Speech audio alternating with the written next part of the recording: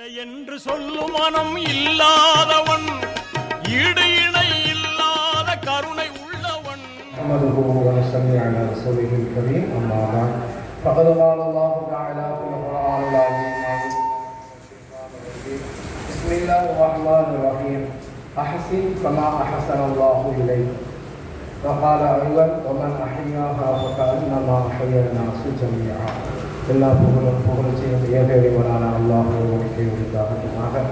அவருடைய சாந்தியும் சமாதானமும் ஈர் உலக தலைவர் நபிகள் நாயகம் ரசூலுல்லாஹி ஸல்லல்லாஹு அலைஹி வஸல்லம் அன்னவர்கள் மீதும் அன்னாருடைய அடிச்சுவடுகளை தங்களுடைய வாழ்க்கை நிறையாக ஏற்று வாழ்ந்து வந்த உத்தம சஹாபாக்கள், தாபிஈன்கள், தபா தாபிஈன்கள், இமாம்கள், உலமா பெருமக்கள், குறிப்பாக இந்த அனுபவமான ஒரு நிகழ்ச்சியிலே இங்கே பசித்தவர்களுக்கு உணவளிப்பது, யாராவது கஷ்ட நஷ்டத்திலே இருந்தால் அவர்களுக்கு உதவி செய்வது, எல்லாத்தையும் விட மனிதன் மதித்து வாழ்வதுதான் மனித நேயம் என்பதாக சொல்லுவார்கள்.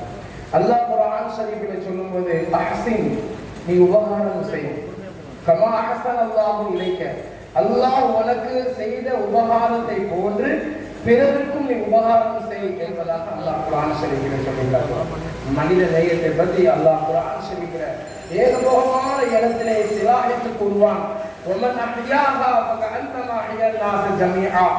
யார் ஒரு உயிரை வாழ வைப்பாரோ அவர் ஒட்டுமொத்த சமுதாயத்தையும் வாழ வைத்தல் போன்றவாறு என்பதாக அல்லாஹ் குர்ஆன் ஷரீஃபிலே சொல்கிறார். அருமையானவர்களே, இஸ்லாமியர்கள் நபிகள் நாயகம் ஸல்லல்லாஹு அலைஹி வஸல்லம் அவர்களை இறை தூதராக ஏற்று தன்னுடைய வாழ்க்கை நெறியாக ஏற்று வாழக்கூடிய நாம் உண்மையிலுமே நபி அவர்களுடைய வாழ்க்கையை அப்படியே பின்பற்றக்கூடியவர்களாக தான் இருந்து கொண்டிருக்கிறோம். ஏனென்று சொன்னால், எங்கேயாவது இயற்கையினுடைய பேரிடர்கள் எங்கெங்கெல்லாம் நடந்து கொண்டிருக்கிறதோ, திடீரென்று மழை, வெள்ளம், புயல், பூகம்பம் எங்கெல்லாம் ஏற்படுகிறதோ அங்கெல்லாம் முதலில் கை கொடுப்பவர்கள், அந்த ஏழைகளுக்கு, அந்த கஷ்டத்தில் இருக்கக்கூடியவர்களுக்கு கை கொடுக்கக்கூடியவர்கள் நிச்சயமாக முஸ்லீம்கள் தான் இருப்பார்கள்.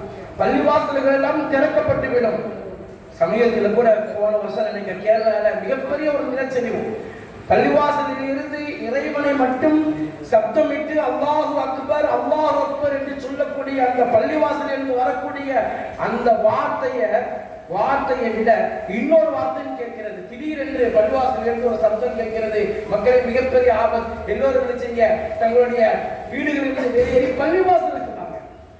பள்ளிவாசலுக்கு வாங்க என்று சொல்லக்கூடிய அந்த ஒரு வார்த்தை, பள்ளிவாசல் என்று வரக்கூடிய பள்ளிவாசல் என்பது நபி ஸல்லல்லாஹு அலைஹி வஸல்லம் காலத்துல வெறும் இபாதத் செய்யக்கூடிய கூடமாக மட்டுமில்லை, அது மனித நேயத்தை போதிக்கக்கூடிய மிகப்பெரிய ஒரு ஆலயமாக இருந்தது.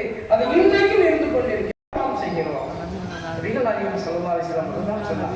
அன்பியானவர்களே, மனித நேயம் என்பது மார்க்கத்தினுடைய ஒரு முதுகு தண்டாக இருந்து கொண்டிருக்கிறது.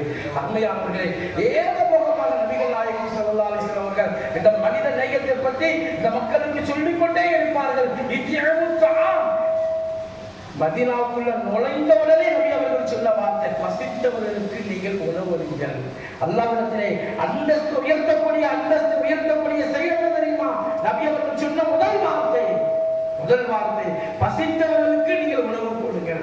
அப்சுஸ் ஸலாம், நீங்கள் சலாமை நீங்கள் என்ன செய்ய பரப்புங்கள் என்றார்கள் நபிகள் நாயகம். அருமையானவர்களே, இதை விட சிறப்பான முறையில மனித நேயத்தை பற்றி பேசுவதற்கு புதுக்கோடி பெரிய பள்ளி இமாமை அவர்கள் வந்திருக்கிறார்கள். இதை விட சிறப்பான முறையில இந்த மனித நேயத்தை பற்றி சொல்ல காத்திருக்கிறார்கள். ஆக அருமையானவர்களே, மனித நேயத்தோடு வாழ்ந்து இறைவனுடைய அருளை பெற்று சொர்க்க வாசிகளாக நுழைவதற்கு எல்லாம் நம் அனைவருக்கும் தௌஃபீக் செய்வானாக. வாகிர் தஅவானா அல்ஹம்துலில்லாஹி ரப்பில் ஆலமீன். அஸ்ஸலாமு அலைக்கும் வரஹ்மத்துல்லாஹி வபரகாத்துஹு.